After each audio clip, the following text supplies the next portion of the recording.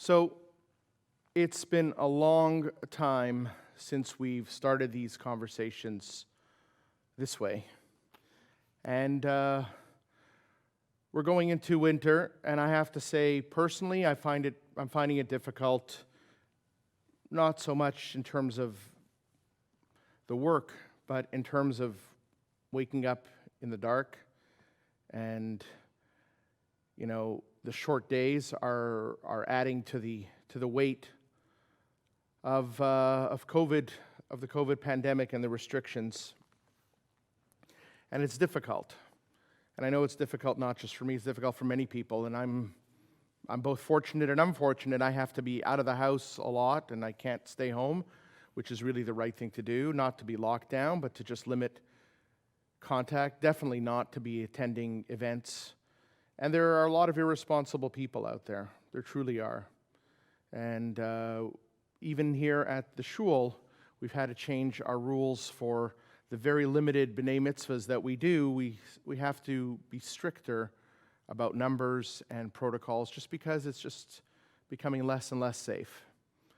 And we really hope that you're taking a break from the socializing, because it's going to catch up to us eventually.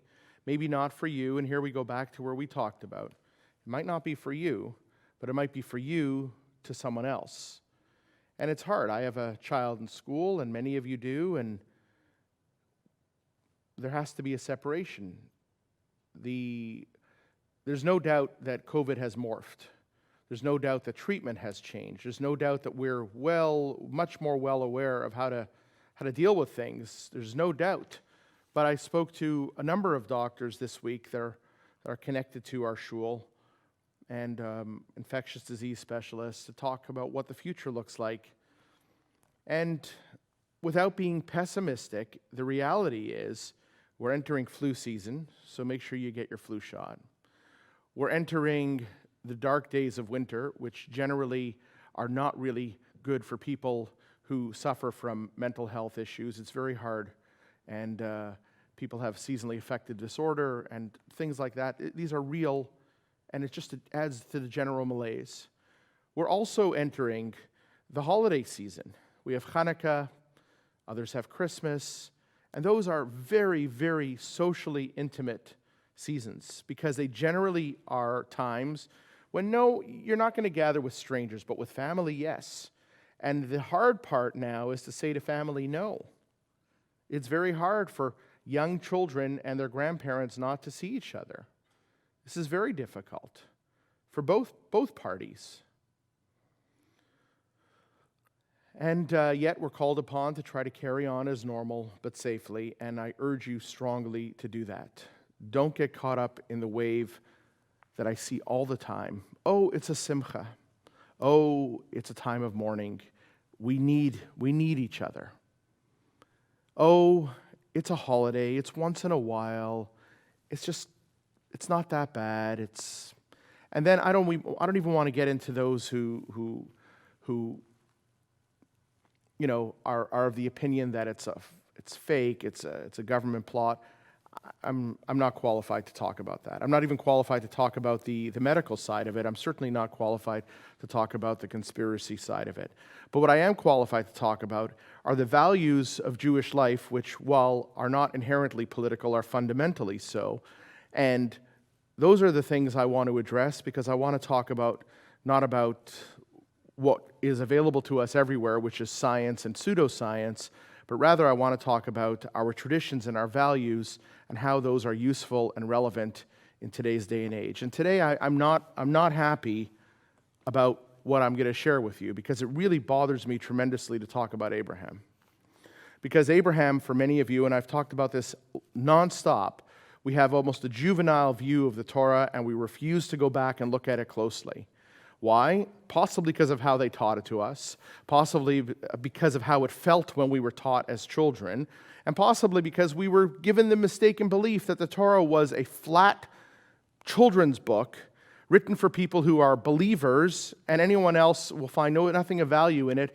But today there's one of the most powerful and important conversations about the woman's role in Jewish life and in life, period, and misogyny and how men mistreat women in their lives and don't pay the price for it.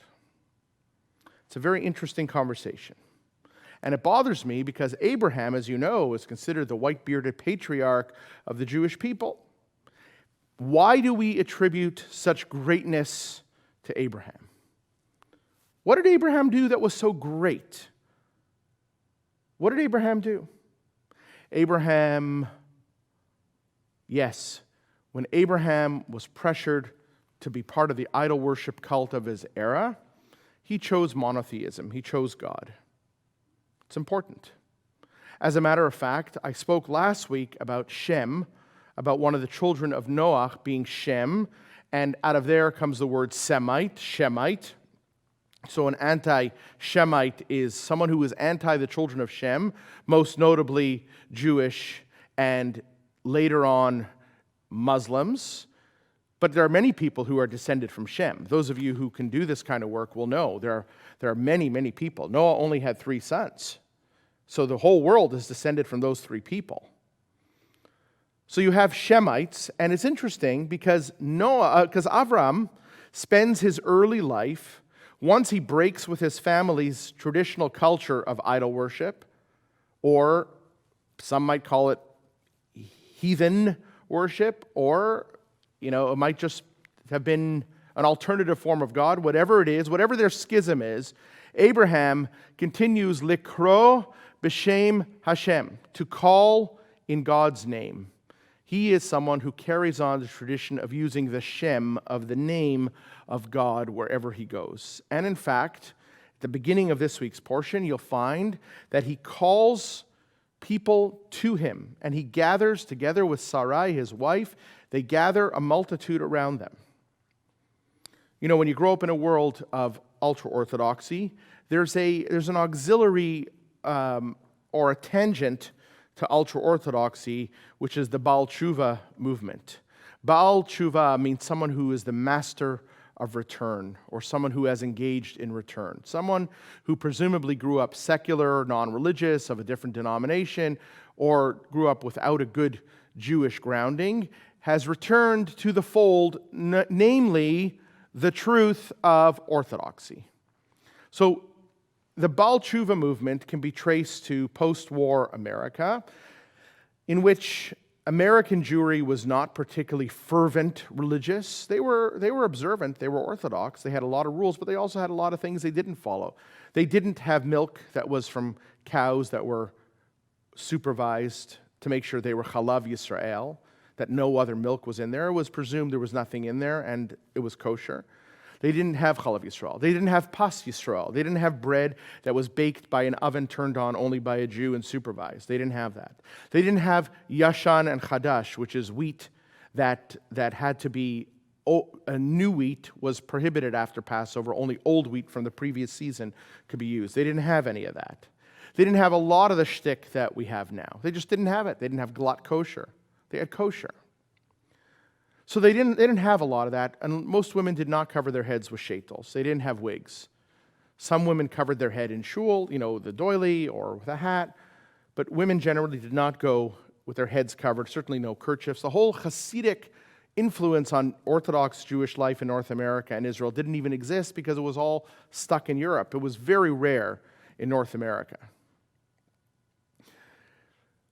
And here you have a post-war resurgence of an awareness that there was a huge destruction of Jewish life in Europe primarily, also, of course, the Middle East and various parts of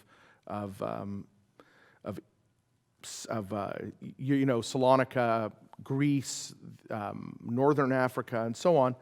But primarily, it was Eastern Europe that was the focal point.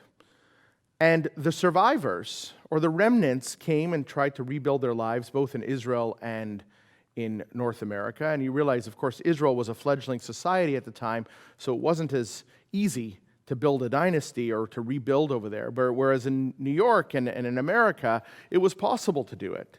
And they did en masse. And then they began a huge influence shift in Orthodox life and the Orthodox worldview. And of course, there became the division between modern Orthodox, and then there was ultra-Orthodox and Hasidic Orthodox and so on. But at the same time that America is experiencing the freedom of the hippie era, there's also this exploration of the internal spirituality of human beings, and many Jewish young people ended up going off to various cults, the Moonies, and so on, or finding Buddhism and finding alternative practice, which was part of the hippie culture, was the exploration of other spiritual traditions and embracing them. And you can do the research on that if you're not familiar with the hippie culture and the spirituality, not just the drugs or the rock and roll or sex, but there was also a spiritual element to it that was really of note. But America itself was in turmoil, and part of that turmoil roiled the waters of American spirituality, which was kind of dull at the time, and out of it came a resurgence of orthodoxy. And the Baal Tshuva was the prize. They were the people who, out of the dust of American shallowness, formed into a cohesive spiritual identifier who said, I'm back. I'm leaving America's trash behind, the false idealism of America, and I've adopted Yiddishkeit. And that grows into a large movement. It spawns Or Sameach, it spawns Beth Torah. In large part, it follows the track of Chabad, although Chabad has its own worldview, which is not necessarily directly related, but it does involve that search for spirituality and the Rebbe becoming a focal point of searchers. Eventually, it grows into a movement which has many, many thousands and thousands, and it comes, of course, with its own challenges. What about people who join the movement but are not suitable? What about people who join and are kind of like not really that committed? They join, they leave, and so on. It's a very strange place. There's a lot of really good books and articles written about the Baal Tshuva movement, but what I will tell you is, on personal note, I have family in Lakewood where I was born, and my early life was there, and I have family there now. And Lakewood is essentially a frum ultra-Orthodox society built on the ashes of the Holocaust. Rabbi Aaron Cutler comes there and builds Beis Medrash Gavoa, the high Beit Midrash. And here's a fascinating thing. You don't know, perhaps, that New Jersey has different topography than perhaps New York or whatever. The top part of New Jersey has rolling hills and some high ground, whereas the southern part of New Jersey is virtually flat. If you look up, there's the Pine Barrens there. I talk to people all the time, they don't realize the Pine Barrens represent a large swath of southern New Jersey that is uninhabited, except for snakes, bears, cougars, and shrub pine trees and sand, because over the years they harvested all that timber for shipbuilding and piers and so on, and the land never recovered. But interestingly enough, this is how nature is so brilliant. The sand that is the floor of the Pine Barrens, which you really got to look at, filters massive amounts of rainwater, and underneath New Jersey is one of the world's greatest aquifers of fresh water, filtered by this sand caused by erosion. It's just such a fascinating thing. Now, Lakewood is just north of there. So Lakewood is kind of an ocean county, and that represents sort of the line between upper state New Jersey and lower. So upstate New Jersey has high ground, but lower New Jersey has none. It's virtually flat. Beis Medrash Gavoa is built on the high piece of land in Lakewood, the high Beit Midrash. So as a child, I remember you had to walk up the hill. I won't tell you about the time I stole my father's car and parked it on the hill and couldn't. It was really hard to back it out because I was afraid to let go of the brake. Anyhow, it's a whole other story. And the Rosh Hashiva's son saved me. My father doesn't know, so please don't tell him. But he wouldn't be surprised. Anyhow, and just for the record, because we had so many kids, my father never had a small car until I think he had a K car much later on when some of us were grown up. But anyhow, back to the Baal Tshuva movement. So Lakewood is a place that was founded by the remnants of the Holocaust Lithuanian Torah giants, and they have never fully accepted the Baal Tshuva. The Baal Tshuva is someone who is seen as a wannabe. Now, people will argue and say, what are you talking about? They love everybody. It's true, but on a different level. You may not see a shidduch between a yeshivish family and a Balchuva family as easily as you'll see between two Balchuva families and so on. So being a Balchuva connotes that you've had an early life which was unsuitable. Now you're all in. But so the whole notion of bringing people back is a passion. And the ultra-Orthodox community have embraced this as part of their mainstream ideology, is to bring people back from all walks of Jewish life and make them frum again. And it's worth looking at. It's a very, very interesting movement because it does change the dynamic of what is considered acceptable in the ultra-Orthodox world, where essentially they would like to have purity of intention and behavior from the moment you were born till the moment you die, and yet they've allowed all these people in who are nominally pure, but have histories that were not. And there's a lot more on this subject that's probably not suitable for a sermon, but probably for my upcoming series, which hopefully you'll be able to participate in, to be announced. On that note, so the Balchuva starts with Abraham and Sarah. They build a tent city. They invite people to come in, and they are preaching the Word of God. They are preaching the idea that monotheism is an alternative or the truth as compared to idolatry or any other form of paganism. And they're very successful, and they build a huge community around themselves. And when it's time for them to migrate, those people go with them. And they are Korim B'Shem Hashem. They speak in the name of the name. They don't say Adonai. They use the name as in term of reverence. And they are known as Shemites. That's part of the origin story.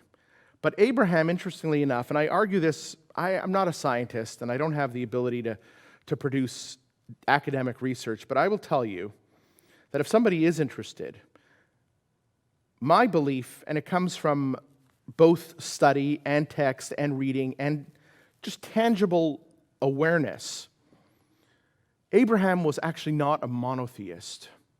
Abraham's life story proves to us that what Abraham was he believed in one God, but he believed not in one God as we imagine the perfect, but one God, the imperfect, the vulnerable, the one who makes mistakes, the one who can be challenged, the one who asks for things that are not right, or the one that when a mistake is made is willing to correct it.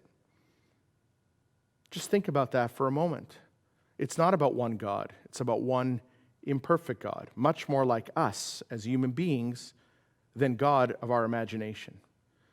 Now you start to understand why the Jewish people are who they are. Because if we believed in a perfect God, why would we have imperfect role models like Abraham in the Torah? Abraham tried to sacrifice his son. He tried to kill his only child. He banished his second wife's child from the home and was willing to let it die. He banished his second wife. Abraham fought wars. Abraham had lots of trouble with his family. Abraham left home. Abraham was far, far from perfect. And the only reason that our role models are imperfect, and importantly so, is because the God that we believe in is also not saying, listen carefully, I'm not saying what God is and God isn't, and I've never said that because I don't know. Neither do you. Nobody knows. But what we understand is what our tradition has given us to read and understand, that our people have thought this way. This text that we read is our guide to being able to talk about God in a certain way. And if the intention was for God to be perfect, then the book as it is written is really poorly done. Because we will find over and over and over again that not only do our ancestors make mistakes, as does everybody, Abraham, Isaac, Jacob, Joseph, Moses, David, they're all flawed, every one of them. And our matriarchs are flawed. And as we go through the book of Genesis, we're probably going to highlight a lot of this. And the reason that we do that is because they are the ones who brought to us the idea of a Jewish God. The God of the Hebrews is the God that is represented, not in reality, because nobody knows, is represented as flawed, vulnerable, regretful, mistaken, sad, happy. There's something very anthropomorphic about that, but it's not about turning God into a person. It's about turning God into relevance.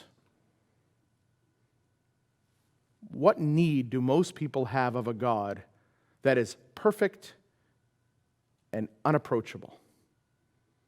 Abraham is the one who says, I need something better than an idol. I can't have worship of things or planets. It's cold. On the other hand, my relationship with God, it has to be warm. It has to be real.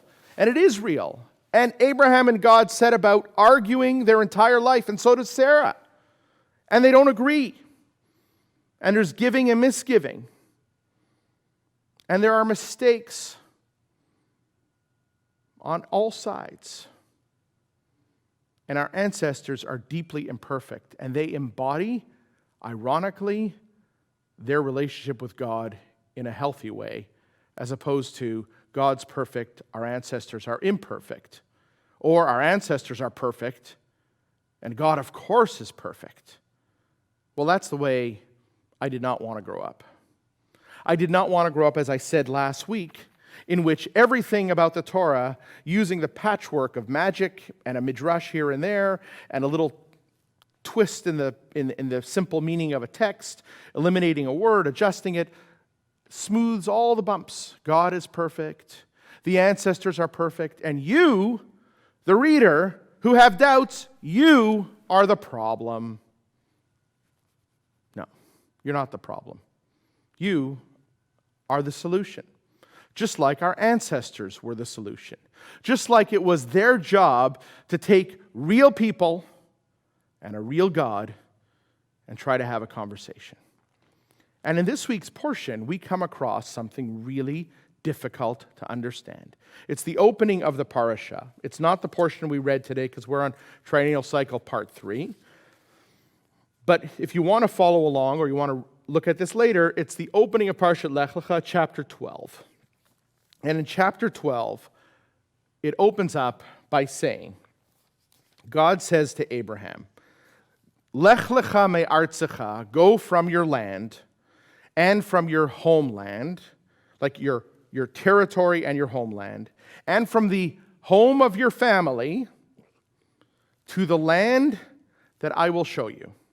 It says the home of your father, which is part of my conversation today. Could it not have said your mother? And I will make you a great people, and I will bless you, and I will make your name great, and you, in turn, will be a blessing to the world. And those who bless you I will bless, and those who curse you I will curse, and all the families of the world, or all the nations of the world, will from you become blessed. What an incredible promise this is. It sounds almost like the American promise. Sounds like Western democracy's promise to the world. If you leave your home and you come to us and you leave behind the values of your family and you come into the land, maybe you don't know which land, but you come there, it's a risk. You will become a great nation. You'll be blessed. People will bless you. You'll bless them. People who give you a hard time, you'll give them a hard time back. People who love you, you'll love them back. And all nations of the world will want to be like you. I hear it. I hear the manifest destiny. Now, Avram leaves home. And there's no secret, I left home when I was 15. And I always thought, what kind of journey am I on? Leaving home is a really hard thing to do. I didn't leave home with a promise. I didn't have God asking me to leave home or give me advice. I certainly didn't get any promise that if I left home, I'd be rich and successful. But the question I always wondered is Abraham leaving home prescriptive? Is it something we need to do? Is it something we should do? Is this really what we should be doing? We should be helping our kids leave home, or should we be keeping them closer? Is it a good idea to send them off, or maybe have them live in town? Well, there are many different worldviews. Most people don't base them on Scripture. But in my world, I wondered, was I like Abraham? Did I have to leave home? Did Abraham have to leave home? That's a good question. So I'm not sure if it's prescriptive or descriptive. Did Abraham leave and said, God told me to leave? I just had to leave. I can't stay in this heathen place anymore. I have to go to a land.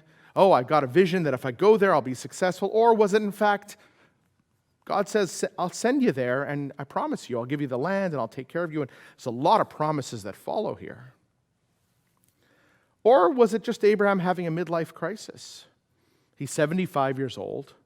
He's achieved a lot where he is. He doesn't get along with his family. He has different religious beliefs. It's time to go. He's powerful. He's got people around him. He's got money. He's got wealth. He's married. What's the risk? I don't know. But what I do know is what happens when the text tries to tell us who goes with him. This is where it really gets interesting. It says, Abraham went as God had commanded him. Vayelech ito Lot. And Lot went with him. Lot is his nephew. Vayelech ito. And Lot went. And then it says Abraham was 75 years old when he left Haran. The next text is the most curious. It says, Vayikach Avram et Sarai ishto et Lot ben Achiv. Abraham took his wife. Lot went with him, but Sarai he took with him. And then it repeats, and Lot but the pronoun is unclear whether he took Lot or Lot was just going with him as previously described. This really raises eyebrows for me as to what really went on. What is the text telling us? Maybe Sarai said, I don't want to go, and he took her. Or maybe it's just a use of language that is just, maybe unformed. So to give you this, it's sort of wobbly. It could have just said, and Lot went with him, and Sarah went with him, and it just didn't. I don't think so. The text is very precise, actually. There's a lot of wiggle room in this conversation as to whether Sarah was having the same need as Abraham. And he goes to the land of Canaan, and he wanders. Everything's okay, but there's a famine in the land.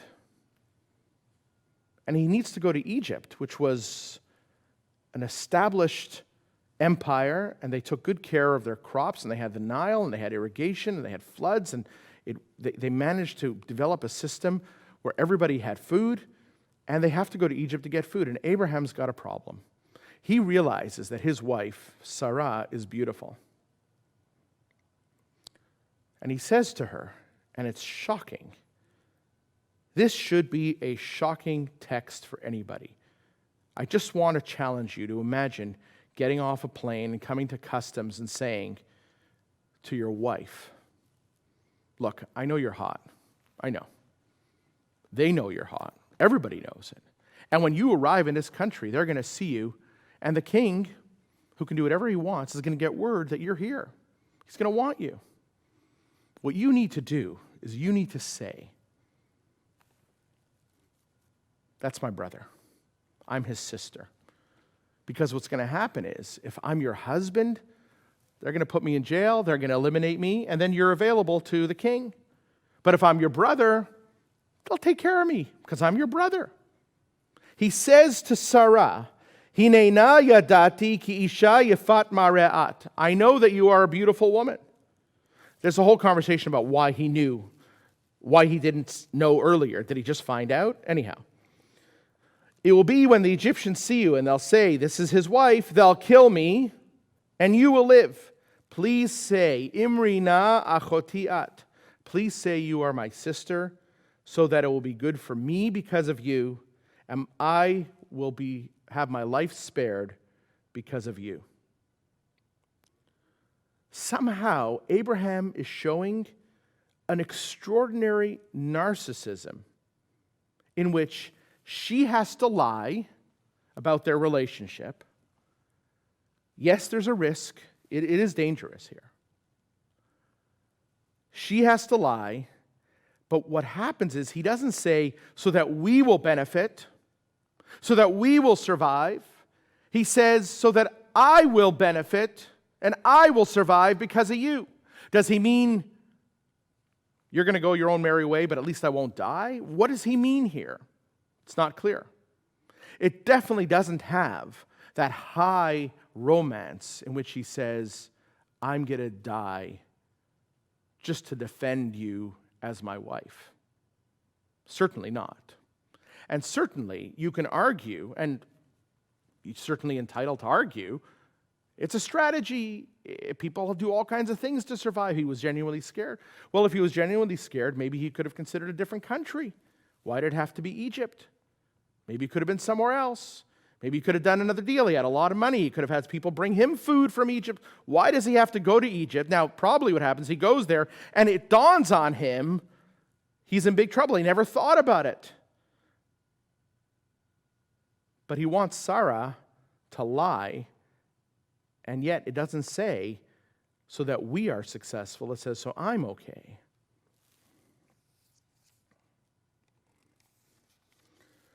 But if you read the translation, it says, if you would say that you're my sister, then they will then be good to me for your sake, and through your efforts my life will be spared. That's not so narcissistic, but still, at the same time, the text itself lends itself to a harsher interpretation. And if the text wanted to be softer, it could have been. So Abraham is worrying me. When they finally get to the border, she was just taken away. The text doesn't tell us anything. They took the woman to the house of Pharaoh. And to Avram, they were so kind. They gave him sheep, and they gave him cattle, and they gave him donkeys, and they gave him slaves, and they gave him slave girls, and they gave him mules and camels. Then at night, Pharaoh got sick. He got stricken with some kind of plague, and his whole household, and they all knew, all right, there's something up. And they said, what was it? And the answer is, you played with the wrong woman. Send her home. This wasn't good. Pharaoh has Abraham brought to his palace, and he says, Mazos asisali, what is this that you have done to me? Why did you, Abraham, not tell me that it's your wife? He obviously found out. Sarah must have said to him, I'm married. Pharaoh says, why didn't you tell me that? Why didn't you have the courage to say that this is my wife? Why did you say she's my sister? And I took her as a wife. So Pharaoh, you can argue that Pharaoh lived in a licentious, immoral world in which he could just take women at random. You can argue that. But what's clear from the text is it's revealed now who lied for who. Abraham lied. Was Pharaoh innocent? Possibly. Did Sarah lie? No. She may not have been asked. Maybe she turned to Abraham when he said, tell them you're my sister. She said, you tell them I'm your sister. I'm not going to let you call me sister. Either I'm your wife or I'm not your wife. Pharaoh says, take your wife and go. And Pharaoh gets a group of men to escort them to make sure that he and his wife and everything that is his leaves Egypt. They were politely expelled from the country. Yes, they benefited. The deal ultimately was good for Abraham. He increased his stock of cattle, his animal flocks, his servants, did really well. But he betrayed one of the essential rules that even Abraham himself would have said is don't lie. Don't make others lie for you. Don't debase your wife. Turn her into your sister so that you benefit. Now, I understand that sha'at hadchak, under terrible circumstances, you have to do terrible things. There are times. We can talk about all the times people have had to do terrible things. Survival. This doesn't sound like survival to me. Now, you could suggest that Pharaoh couldn't care less. He was going to take her regardless. There's a lot to talk about here. But the question is, who are Abraham and Sarah? Why does Abraham lie? Why does Sarah not lie? But Sarah clearly told Pharaoh that she's married. And yet,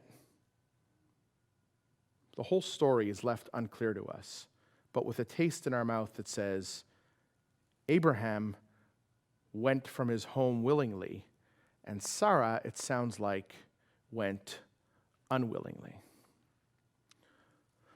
This is a very important conversation, obviously, because the story, the narrative of the Jewish people is that we willingly left home to become who we are.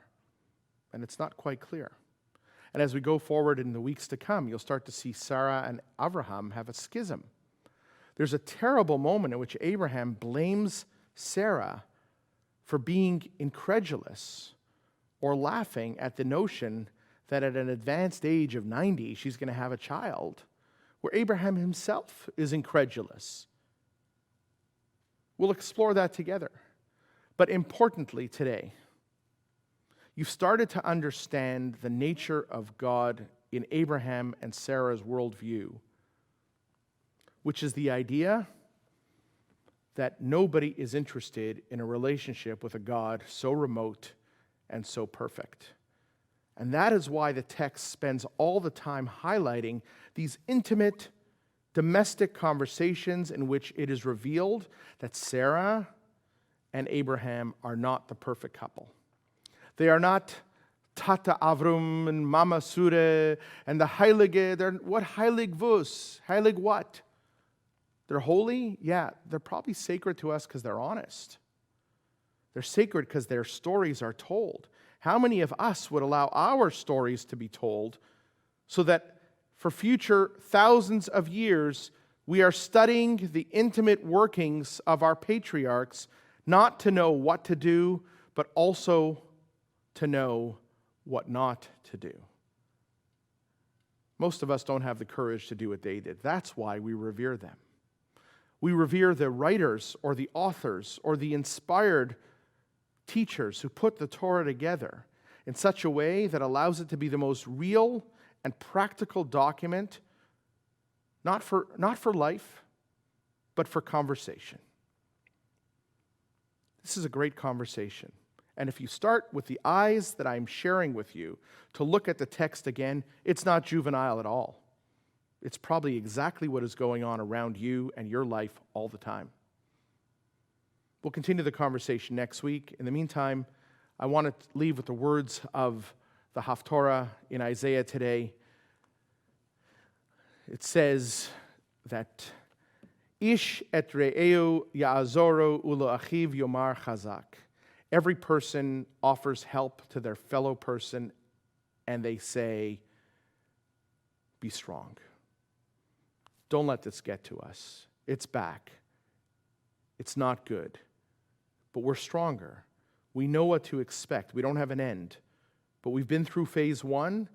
We've been through wave 1. We've been through wave 2. We're going to be through more and more. We're going to be stronger and stronger. Let us say to each other, Chazak, stay strong. Shabbat Shalom. We'll be right back.